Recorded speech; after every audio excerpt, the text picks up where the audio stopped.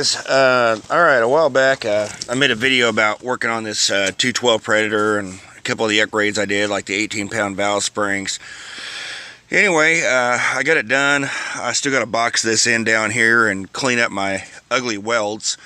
I'm just using a cheap Harbor Freight 90 amp MIG welder on it, and the only wire I had was 35 thousandths, and I found out the 30 thousandths work a lot better. The 30,000 wire works really good on those Harbor Freight 90 amp MIG welders.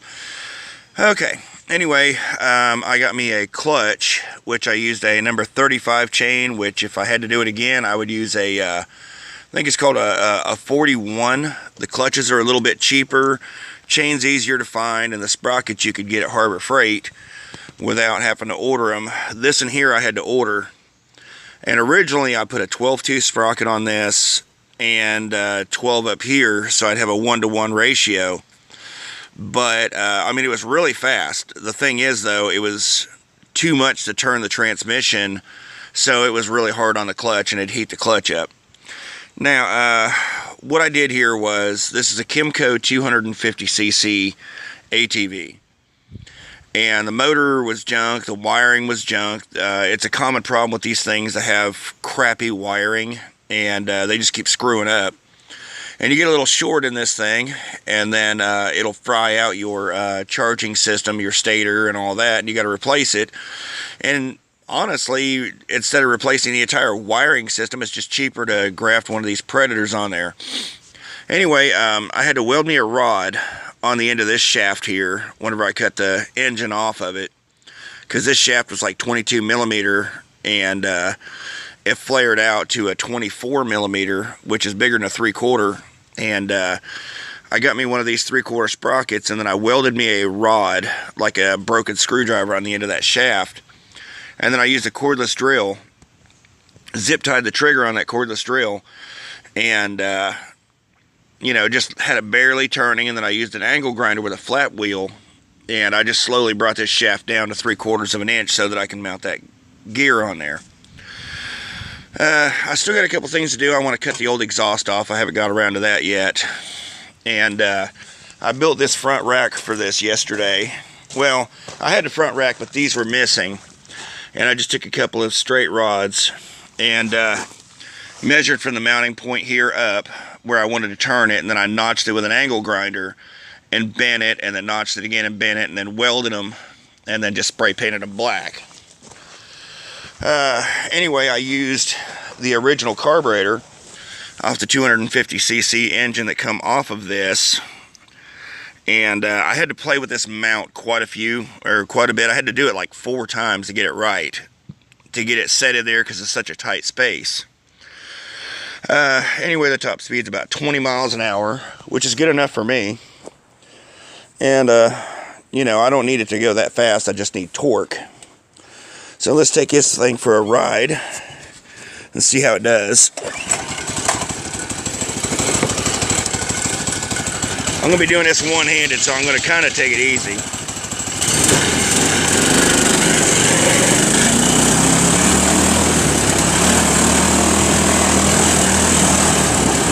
This is only a forward and reverse transmission that I've got on here, but I'm going to be using this for going back into woods and getting firewood and stuff like that, so I'm not using my riding lawnmower to take back in there and make my new riding lawnmower last longer.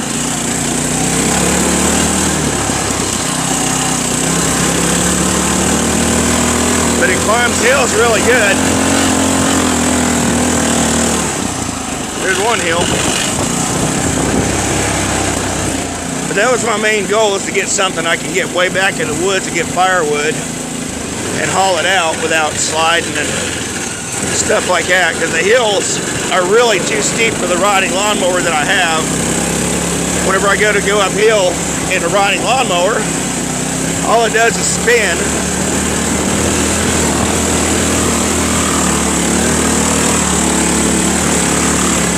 Kind of hard to tell, but this hill we're fixing to go up right here, the lawnmower gets stuck, and this one here, they're pretty steep. So she just climbs right up it. And this one here is so steep when you go down it, the back wheels on the riding lawnmower just slide down this hill.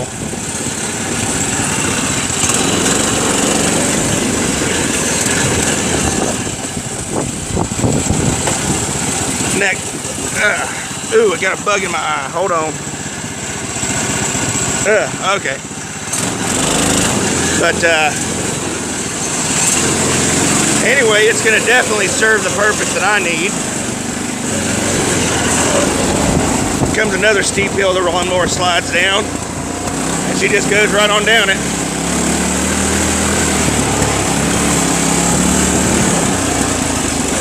I had it down in the creek here yesterday, getting rocks out. Woo! Running over logs, and it just crawls right over top of it because it's got so much torque with that gear. And then through here in this rough area, right over top of this, he just walks right over it.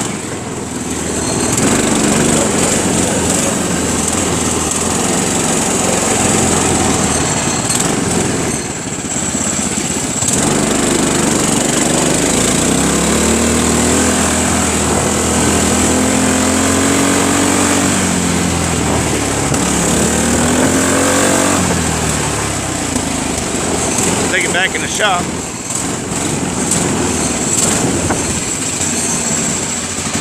Yeah, I know. I had a lot going on in the shop over the weekend, so I've got a lot to clean up.